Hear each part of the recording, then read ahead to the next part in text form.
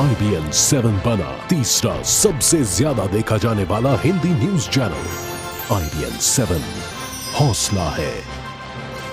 वक्त हमारे साथ है बीजेपी सांसद कीर्ति आजाद जी। कीर्ति आजाद जी, जिस तरीके से ट्रेंड्स दिखा रहे हैं, रिजल्ट भी थोड़ी देर में आने वाला है, आप एक्सपेक्ट कर रहे थे? नहीं, मैं एक्सपेक्ट नहीं कर रहा था। हार जीत होती है, लेकिन ऐसी हार होगी मैंने इसकी अपेक्षा नहीं रखी थी। और जो लोग जिम्मेवार हैं इस प्रकार के कैंपेन के लिए, उनके खिलाफ कार्रवाई होनी चाहिए। कौन लोग जिम्मेदार हैं? जिन लोगों ने कैंपेन किया है। नाम लेंगे? मुझे मालूम नहीं, मुझे मालूम नहीं। मुझे पार्टी ने ना, मैं काबिल नहीं हूँ। मैं 93 से 4 बार इलेक्शन लड़ा हूँ और जीता हूँ भारतीय जनता पार्टी के लिए। दिल्ली की जहाँ आप खड़ी हैं, मैं यहाँ MLA था और 3 बार वहाँ दरभंगा से जीता, जहाँ से एक बार भी आज तक कोई नहीं जीता और दोबारा कभी कोई जीता ही नहीं।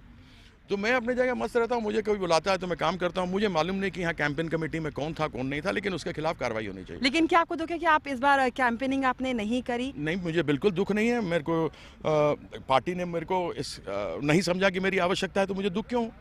मुझे ये होता ना कि पार्टी समझती कि हाँ कीर्ति आजाद की आवश्यकता है और नहीं बुलाए होते तो दुख होता। जब मेरी आवश्यकता नहीं थी तो मुझे नहीं बुलाया गया, तो दुख की कौन सी बात है? लेकिन आप क्या देखते हैं कि किस तरीके से कमी रही इस बार कैंपेनिंग में, जिस तरीके से शब्द इस बार इस्तेमाल किए गए? आपको लगता है कि कुछ गलत करा? शब्द देखिए, मैं एक खिलाड़ी आदमी हूँ। मैं देश के लिए और पार्टी के आन बान शान मान मर्यादा के लिए करता हूँ और मैं सदैव अपने विपक्ष का इज्जत करता हूँ। आप देखिए कितने बढ़िया एडवर्टीजमेंट आ रहे थे, मोदी जी के एडवर्टीजमेंट आ रहे थे कि हमने 8 महीने में क्या क्या काम किया। वो सारी चीज़ें इस नेगेटिव कैंपेन के कारण से छुप गई। क्या बात हो रही थी कि जी मुझे बंदर बोल दिया, मुझे चोर बोल दिया, मुझे कुछ कह दिया। और जो नरेंद्र मोदी जी की जो पॉजिटिव कैंपेन था उसके ऊपर कंप्लीटली धूल झोंक गई।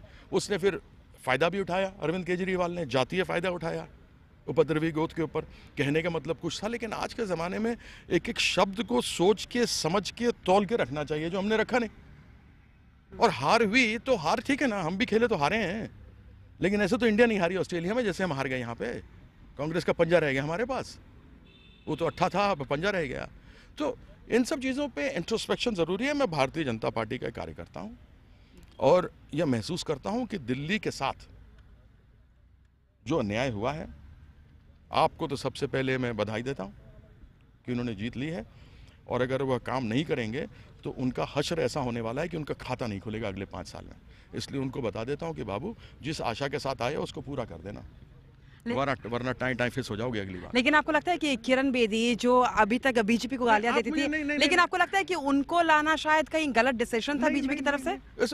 किरण बेदी की क्या फॉल्ट है भाई? किरण बेदी का क्या फॉल्ट है? जो लोग लेकर आए, जो लोग सोच करके आए कि ऐसा होगा और नहीं हुआ, उसका इंट्रोस्पेक्शन तो होगा ना, और उसके ऊपर कार्रवाई होगी कि नहीं होगी। मैं कार्यकर्ता के नाते मांगता हूं।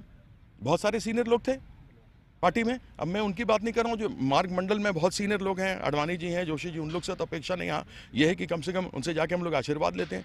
लेकिन वो लोग जो मेरी उम्र के हैं, 50 वर्ष के हैं, जो 40 साल 50-60 साल के, जो लोग इतने सालों से करते रहे, जिन्होंने काडर खड़ा किया, जो करते थे, उनके चेहरे तो नहीं दिखाई दिए हमें। तो टेलीविजन नेता जो दूसरी पार्टी से हमें गाली देते थे, वो आए और आकर टेलीविजन पर देखने लगे। क्यों? क्या उससे मायूसी नहीं हुई क्या? मैं ये पूछता हूँ, एक कार्यकर्ता के नाते पूछता हूँ और सच पूछ रहा हूँ। मैं किसी के ऊपर आक्षेप नहीं कर रहा हूँ। मैं ये जानना चाहता हूँ कि ऐसा क्यों हुआ। वो चेहरे जो हमने आज तक नहीं देखे थे या देखे थे, जो हमें गाली देते थे पिछले साल तक, वो आज टेलीविजन पर थे। हमारे जो पुराने कार्यकर्ता थे, जिन्होंने इतने सालों से खून पसीना एक किया, उनका क्या हुआ? 11 सीटें दी पूर्वइये को। आपने पिछली बार तो 8 सीट लेके गया, इस बार 100% ले गया है। 13 सीट हो गया, 13 सीट। वहाँ से 3-3, 4-4 सीट कवर किया। दिल्ली की डेमोग्राफी बदल गई। ये 30 लाख पे अटके हुए हैं। 2003 में 30 लाख थे, तो आज भी 30 ही लाख बोलते हैं ये। आज अगर 72 लाख से एक कम निकल जाए ना, तो मुझे जो बोलना वो सजा देना वो कर लूँगा, मुर्गा बन के बैठ जाऊँगा। इसलिए दिल्ली को आपको डिफरेंट स्टाइल से लड़ना पड़ेगा। ये दिल्ली आप ऐसे नहीं लड़ रहे। दिल्ली के यहाँ बैठे हैं आप आमचेर, आपने पॉलिटिक्स की। वो ज़माने गए जब ग्रेटर कैलाश में या नई दिल्ली में बैठ करके या आसपास के पेरीफेरी में आप बात कर लेते थे।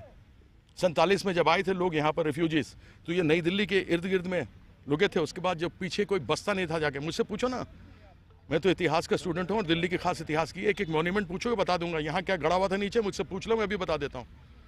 कब्रिस्तान था यहाँ, ask me, I know it. So मुझे दुख होता है कि जब इस प्रकार से होता है, और खास करके ऐसे लोग, अच्छा खास करके ऐसे लोग जिनको कि डायरेक्ट नाता ही नहीं है लोगों से ज़मीन पे।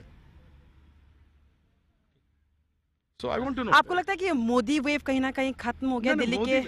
देखिए, first of all is don't trivialize the issue, don't get Modi involve into it. मैं तो यहाँ था भी नहीं, मुझे मालूम भी नहीं, मैं टेलीविजन देखता भी नहीं।